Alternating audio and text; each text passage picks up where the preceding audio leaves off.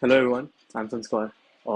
Today I'm going to talk to you guys about progressive delivery and how it works with Flagger and how Flagger enables progressive delivery in a Kubernetes cluster and how it all ties up to with the new gateway API specification that has come out, which aims in advancing ingress capabilities in the Kubernetes ecosystem. So I'm a Flagger maintainer. I am also a software engineer at Weaveworks. I am also a university student. Right now, I'm in my final semester of my engineering, and so I was the one who wrote the Flagger integration with Gateway API. So I think without further delay, let's start on this further talk. So, first of all, what is progressive delivery? So progressive delivery as a concept is basically this practice of gradually rolling out new features.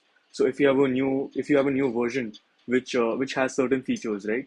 And you don't want to roll it out to everyone in once, but you do want to test it in production. So what you do is you take a subset of your users and you make them use those new features, and then you use those features metrics to figure out which users like that features or which users don't like those features, or are there any unintended bugs in your new version. So it basically reduces the risk of introducing a new version of software in your Kubernetes cluster or any deployment system for that matter.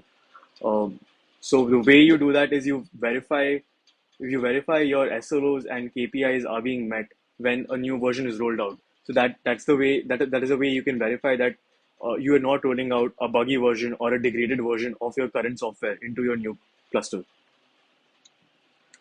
So if you think about how progressive delivery works in a visual manner, so this is how it would work.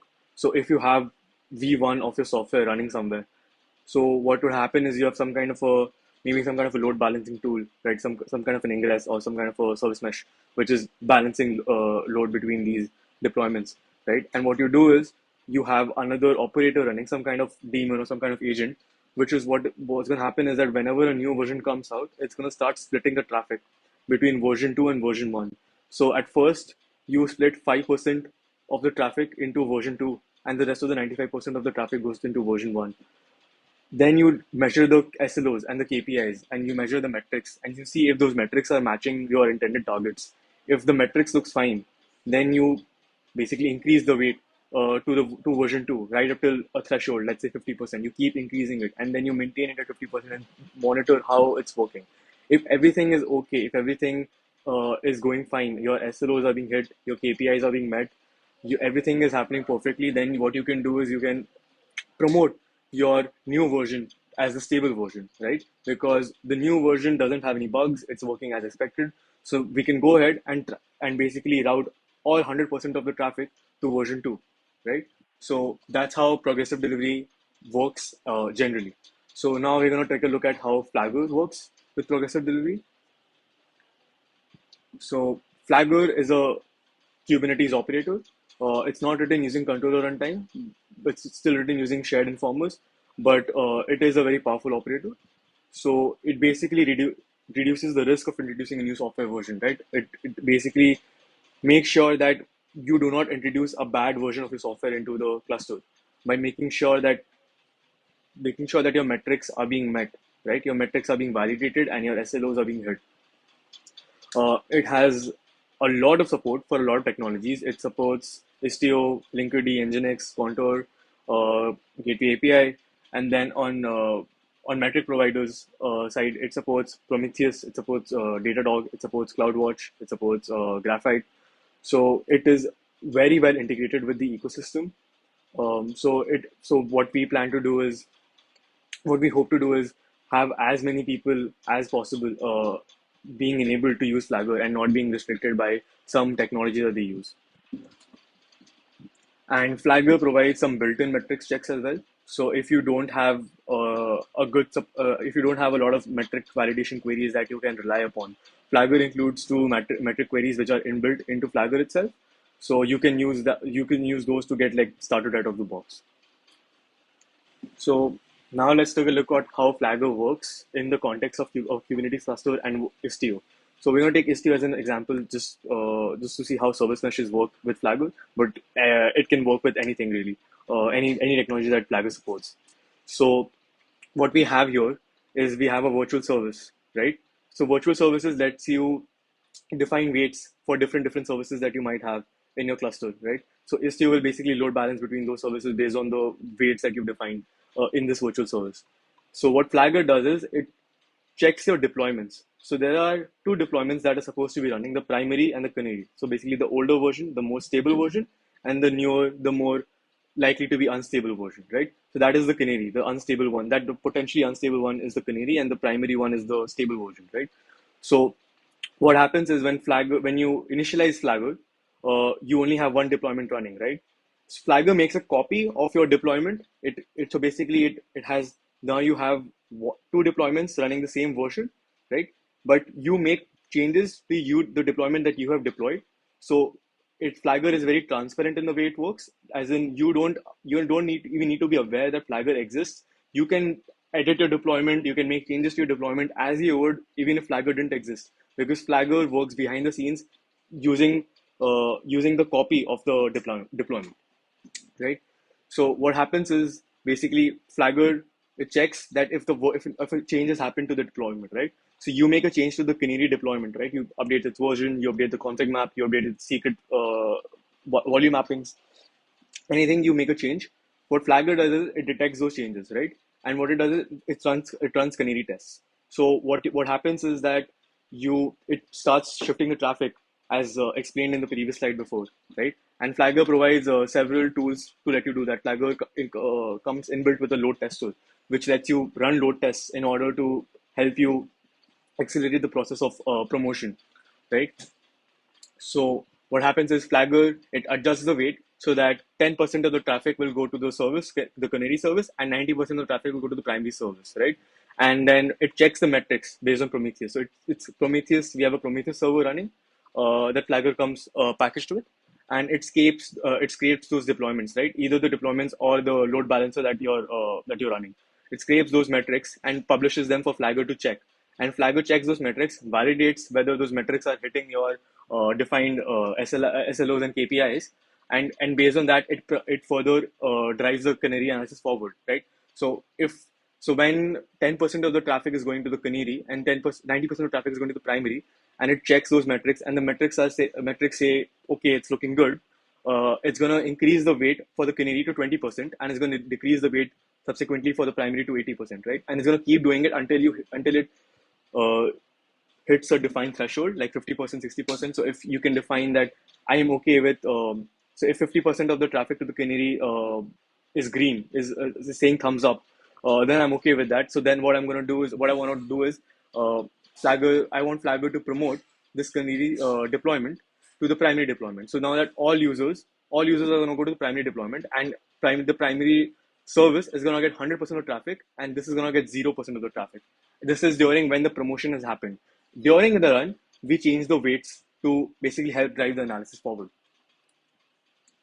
So a quick intro to Gateway API. So it's a fairly new project started by the SIG network community, right? And it is basically a promotion to Ingress, right? So Ingress has a few shortcomings, especially related to RBAC and how access control works. So this is meant to address that, and it has a really good spec, and it also has a lot of inbuilt features like weighted routing and traffic splitting and stuff like that. So which is basically eliminates the need for a lot of other software tools that are being used alongside Ingresses right now. In terms of implementation, it is not quite there yet. There are quite a few softwares that have implemented Gateway API, Istio, Contour, and I think a couple more. But it has not seen widespread adoption yet. But this is supposed to be the future of Kubernetes networking, L7 networking, that is. Yeah. So how does it work? So what you have is a gateway class similar to how an ingress class works. So the infrastructure provider, your GKE or AKS or whatever, they will provide you with a gateway class, right?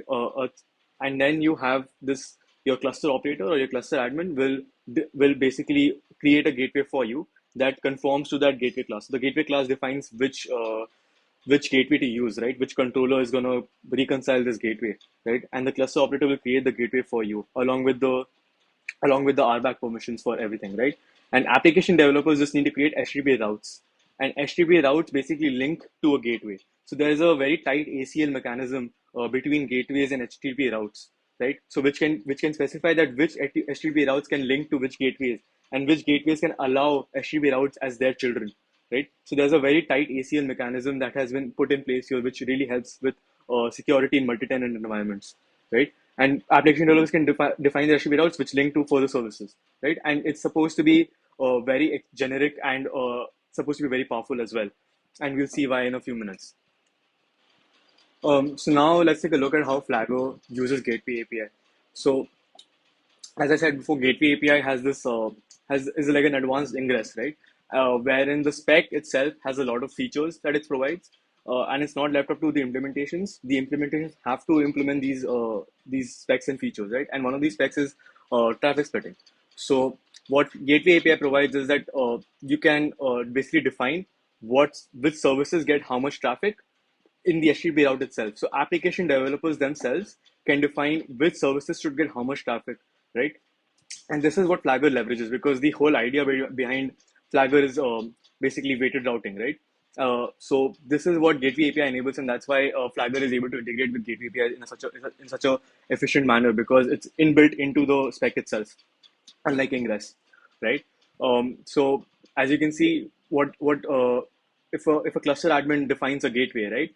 All developers have to do is define an HTTP route, right, which can link to this gateway, right? And then you have this services, right, that HTTP route knows, and that it has to traffic forward to, right? But what you can do is you can split the traffic between those two services, right? You can say 90% of traffic goes to service foo1 and 10% goes to foo-v2, right? And this can be a canary and this can be your primary, right? And that's when you have this traffic splitting, which enables Flagger to work as it's supposed to. So I think it's time for a demo. So what we're going to do is we're going to install everything from scratch, install Flagger, install the test services, install the Gateway API load balancer. We're going to use Contour for this demo, and we're going to install everything from scratch, and we're going to see how Flagger changes its weights, how Flagger manipulates the deployments, and how it runs the canary access forward, and finally it promotes the deployment. So just a second. Right, so I have a kind cluster running on my machine. So we have a kind cluster which we're going to use to demo Flagger. So let's first go ahead and install the Gateway API CRDs. So these are all the CRDs that are used to configure gateway class, gateway, and HTTP routes, etc. And after that's done, I'm going to go ahead and install the Contour stuff. So this basically installs Contour into our cluster, and it creates a gateway as well, right? So this gateway is going to be managed by the Contour controller, right? So now that we have that, let's go ahead and install Flagger into our cluster. So this installs Flagger configured for Gateway API itself, since Flagger supports so many different ingresses and service meshes, right? We have different configurations for each of them. So this installs the Gateway API specific configuration. So while that's happening, I'm gonna go ahead and create a test namespace, right? And this test namespace is where all our test services are gonna live. So I'm gonna create a deployment which is podinfo. Podinfo is a sample application which basically gives you information about your the pod it's running in and stuff like that.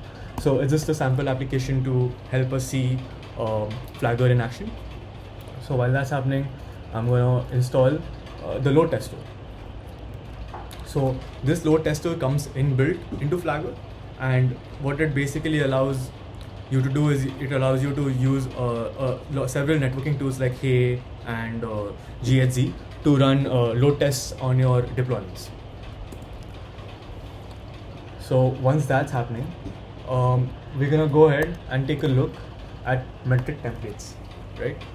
So metric templates are basically it's a custom CRD inbuilt into Flagger, and what it lets you do is it lets you define the the Prometheus queries or any queries, CloudWatch, Datadog, any queries to run in order to verify that whether our canary is performing as expected, right? So, or it's a fairly simple CRD. You just define your provider, as in what's the type and where can you reach the server, and the query to run. Right? It's pretty simple. So here we have two metric templates.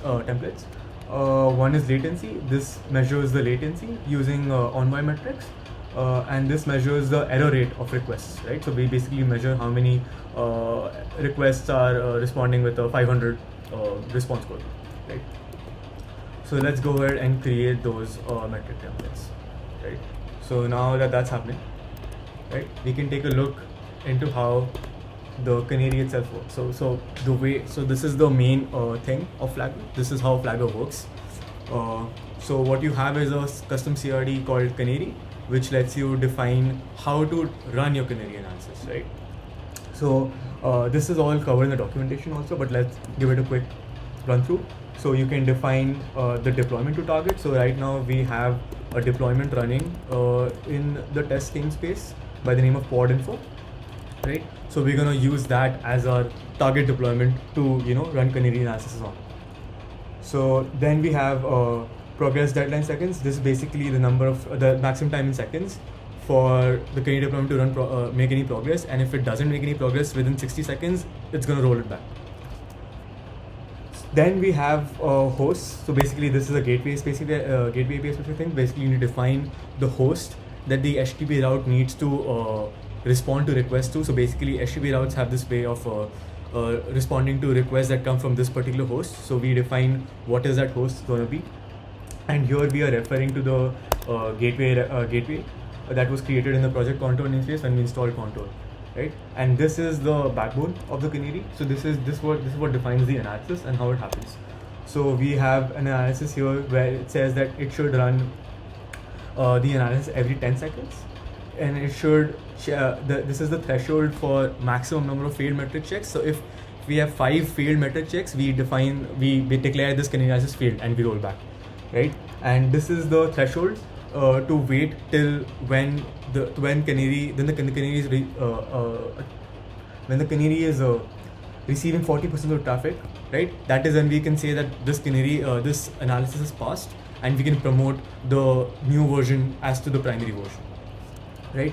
And this is the step to take. So it starts from 0, then it goes on till 10, then it goes on to 20, and then in this case it will go on till 40, right? And this here we are just referring to the metric templates we just created here. So we are referring to the templates we created here, and we define the threshold range, right? So like what is the threshold value of this? And here we define a webhook, right? So this webhook runs basically during the canary analysis, and it runs the load tests. So every canary analysis step, right, we run load tests to make sure that we can generate some traffic, and that's how we get those metrics, right? So let's go ahead and create the pod info as well. So I'm just gonna do a quick watch on the canary status. So right now it's being initializing. So it's basically syncing itself right now, and you can also see the HTTP route that has been created. It's gonna take some while. So when this thing finishes, basically it's initialized, we can see our HTTP route being created, right, with the host name that we define in the canary specification, right? So what I'm going to do is, so now what we have here is basically two different deployments. One is pod info and one is pod info primary, right? They're both running on the same version, right? So pod info is the deployment that we created before we created canary, right? So what Flagger did was it took that pod info deployment and it created a 100% original replica copy of that and named it pod info primary, right? And scaled down the pod info to 0, and pod info primary is running at 2, right? So this is the primary version of our deployment. All traffic right now is going to go to the pod info primary, right? So we can test that by exposing the load balancer that we have, so that we can reach it from here, right, onward. And what we're going to do is we're going to use curl to reach the thing, and here we have a response which says version 6.00 as it says here in the images section, right? So now what we're going to do is we're going to update the deployment, pod info deployment, right, to be at 6.0.1, right? So this is when Flagger kicks into action. It sees that there is a difference between the pod info deployment and the pod info primary deployment. So that means there must be some kind of tests going on. So I need to act upon that, right? So let's do that.